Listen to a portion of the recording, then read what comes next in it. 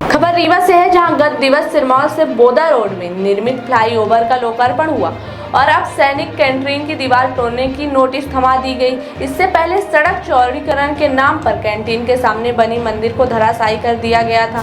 पास से संचालित पूर्व सैनिकों की कैंटीन की जमीन पर प्रशासन अब कब्जा करना चाहता है, जिसके लिए दीवार तोड़ने की नोटिस दी गई है। नोटिस मिलने की जानकारी मिलते ही पूर्व सैनिक कल्याण संघ ने बैनर तले हजारों की संख्या में एकत्र पूर्व सैनिकों के धरना प्रदर्शन किया और कहा कि साजिश के तहत किसी खास व्यक्ति के इशारे पर उनकी दीवार को तोड़ा जा रहा है। पूरे मामले को लेकर पूर्व विधायक लक्ष्मण तिवारी ने कहा कि उक्त कैंटीन को लाने में उन्होंने यातनाएं सही है, यहाँ के नेताओं का कोई योगदान नहीं है। रक्षा मंत्रालय और भारत सरकार ने कैंटीन के लिए जमीन उपलब्ध कराई है, जिस पर कैंटीन संचालित हो रही है, लेकिन अब साजिश कर उससे हड़पना चाहते हैं। आइए सुनते हैं पूर्व विधायक लक्ष्मण तिवारी ने शासन प्रशासन पर निशाना साधते हुए क्या कहा है। आपत्ति नहीं है, हमारे को तो दे रहा ना, हमको सामान हमारे टाइम से मिले, ये अपनी पहली प्राथमिकता होनी चाहिए। आप सब बांग्लादेश के हसीना को रख लेते हैं हंसते हंसते। वहां का प्रधानमंत्री बोला भारत में जाकर तानाशाही पूर्ण यहाँ के लिए आदेश न करें। भारत के अलावा जितने भी मुस्लिम कंट्री हैं, आपकी जानकारी के लिए अबे यीशु फौज के चैलेंज का है, इसका यीशु है।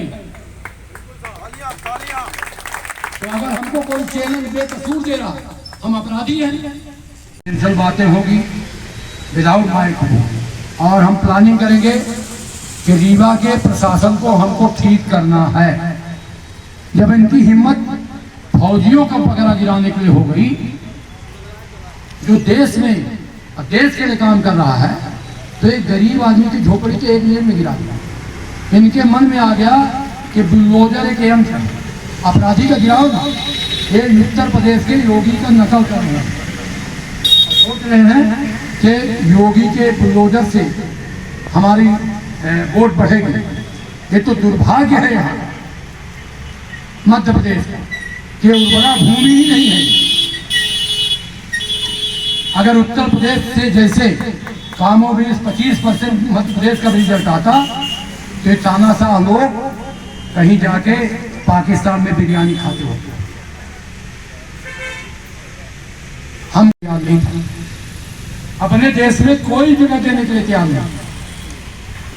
भारत दे दिया, स्वागत कर रहा, अभिनंदन कर रहा, गन उसको सलूट दे रहा है कि क्या है, क्या पॉलिसी है। एक तरफ हिंदू मुस्लिम, एक तरफ मंदिर मस्जिद, एक तरफ अनेक चीजें, और दूसरे तरफ हसीना। ये सब चीजें हैं। आप सब जो है आए हैं अपना अपना 60 में, मैं लंबा कर गया इसलिए कि बताना जरूरी था। 60 में क्या कर सकते हैं, कब कर सकते हैं, और फिर बैठ के अपन कॉन्फिडेंशियल बातें करेंगे कि अगर प्रशासन ऐसा करता है तो हमको क्या करना।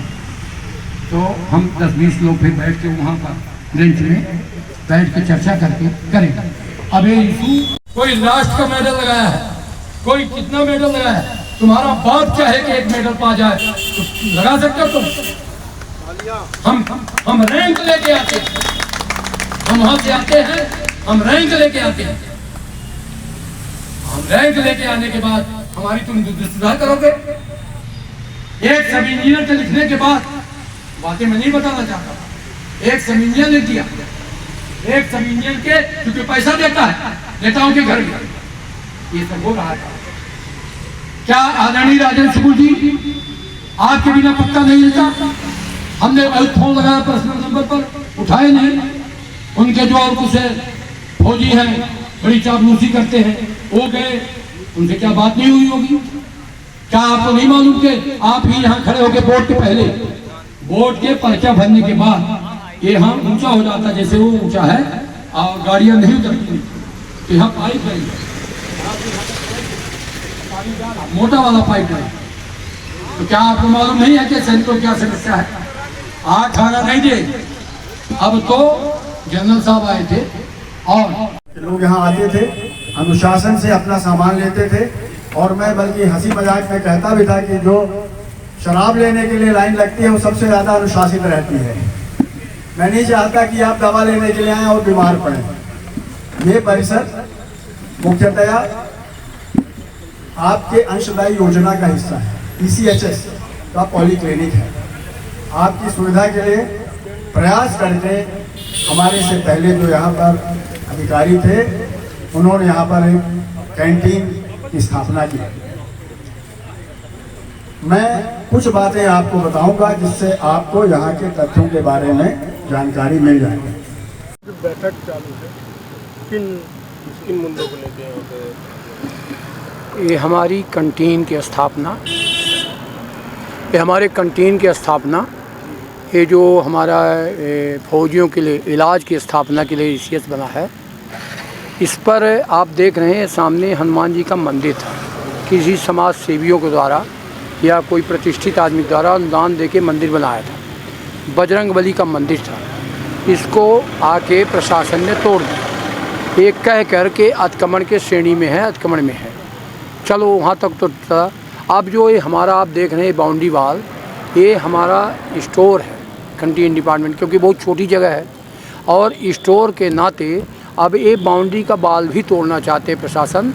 एक सम्मानित कर्नल जो आर्मी में उसका एक श्रेणी होता है, एक ग्रेड होता है, उनको ऐसी नोटिस में ऐसी भाषा देकर, ऐसी भाषा से अपमानित भाषा से प्रयोग करके यहाँ नोटिस किया गया। रात में व्हाट्सएप में भेजा, कोई रिसीविंग नहीं है, और सुबह कहा कि 10 बजे 12 बजे 2 बजे गिरा देंगे। ये कितना अन्यायपूर्ण सैनिकों के। एक तरफ भारत की सरकार कहती है कि सैनिकों के सम्मान के लिए हम सब कुछ देंगे, और दूसरे तरफ स्थानीय प्रशासन, और अगर मैं कहूं कि किसी के इशारे पर, हम नहीं नाम ले रहे हैं किसका इशारा है क्या है, इशारे पर ये इस तरह से घटनाक्रम तैयार किया। हम हज़ारों फौजी यहाँ हैं। आपको मालूम है कि कंटीन स्टोर डिपार्टमेंट ले आने के लिए, इसे ले आने के लिए हम जेल की यातनाएँ किए थे। मार्टन स्कूल के पास हमारा पहले कैंप था। अब ये बड़े मुश्किल से यहाँ आया है। यहाँ के नेताओं का कोई योगदान नहीं है इसमें। भारत सरकार का योगदान है, भारत रक्षा मंत्रालय का योगदान है, और तमाम तरह के उन लोगों का जो दानदाता लोग हैं उनका कहीं न कहीं कंट्रीब्यूशन इसमें है। अब इसको भी गिरा देंगे तो आज तो ये बाउंड्री और एक घर गिराएंगे, कोठरी, कल कहेंगे कि इसको भी हटा लो, परसों, जबकि ये ज़मीन हमारी आवंटित है। हमारा मिनिस्ट्री ऑफ डिफेंस रक्षा मंत्रालय से इसका हमारा हेडक्वार्टर है जबलपुर। ये सरल भाषा में कह रहा हूँ, सिविलियन नहीं समझेंगे। तो जबलपुर को पार्टी नहीं बनाया गया, जबलपुर से नहीं पूछा गया। हमारे कर्नल साहब तो हम सबके इंचार्ज हैं, दुख सुख की बात ट्रांसफ़र करेंगे, क्या क्या दिक्कत है, तो बिना कोई बताए बुलडोजर ले आकर यहाँ खड़ा करके गिराने लगे, जैसे कितना बड़ा अपराध फौजियों ने किया। फौजी से बड़ा अपराधी कोई है ही नहीं इस धरती। इसके लिए हमने आपातकालीन बैठक आज बुलाई है, और चूँकि पूर्व सैनिकों का, मैं भी पूर्व सैनिक हूँ, और इस नाते पूर्व सैनिक के नाते ये सारे लोग हमारे फौजी मानते हैं कि हमारा एक फौजी MLA था, उस नाते भी रिगार्ड देते हैं। तो मेरा दायित्व तो बनता है कि बैठक बुला के सब लोगों से सलाह लेंगे, बैठक करेंगे कि अगर इस तरह से आज बाउंड्री गिरा रहे, हनुमान जी का मंदिर गिरा रहे, ये सनातनी के नारा देते हैं, धर्म की बात करते हैं, और हनुमान जी को भी नहीं बकस रहे हैं। ऐसे समय में हम सबका दायित्व बन गया है फौजियों का। ये चैलेंज फौजियों के लिए है, पूर्व फौजियों के लिए।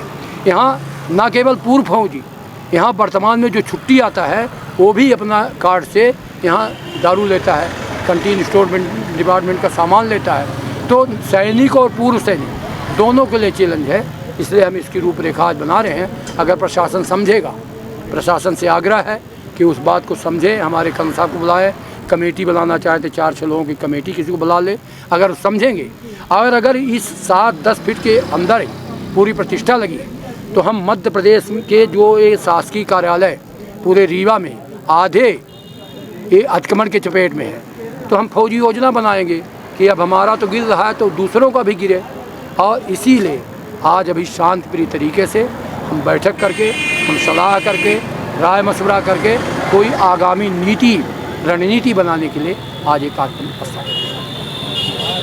बिहान हॉस्पिटल एंड रिसर्च सेंटर आपके अच्छे स्वास्थ्य हेतु समर्पित सर्व सुविधा युक्त हॉस्पिटल। बिहान हॉस्पिटल में स्त्री रोग, कैंसर, मेडिसिन एवं कैंसर सर्जरी, यूरोलॉजी, न्यूरोलॉजी, हृदय रोग, ऑर्थोपेडिक, जनरल मेडिसिन, बाल चिकित्सा, जनरल एवं लेप्रोस्कोपी, प्लास्टिक सर्जरी संबंधित सभी बीमारियों के उपचार की सुविधा उपलब्ध है। बिहान हॉस्पिटल में emergency ambulance, pathology, pharmacy, dialysis, 2D echo, छाती की जांच, सोनोग्राफी, PFT फेफड़ों की जांच, फिजियोथेरेपी की सुविधा उपलब्ध है। विहान हॉस्पिटल में मेडिक्लेम इंश्योरेंस, कैशलेस सुविधा, आयुष्मान भारत कार्ड धारी को सुविधा उपलब्ध है। विहान हॉस्पिटल में 24 घंटे एम्बुलेंस की सेवा उपलब्ध है। हमारा पता है NH7 होटल लैंडमार्क के पहले रतहरा, रीवा। अधिक जानकारी के लिए संपर्क करें। Helpline number 9074 5146 14।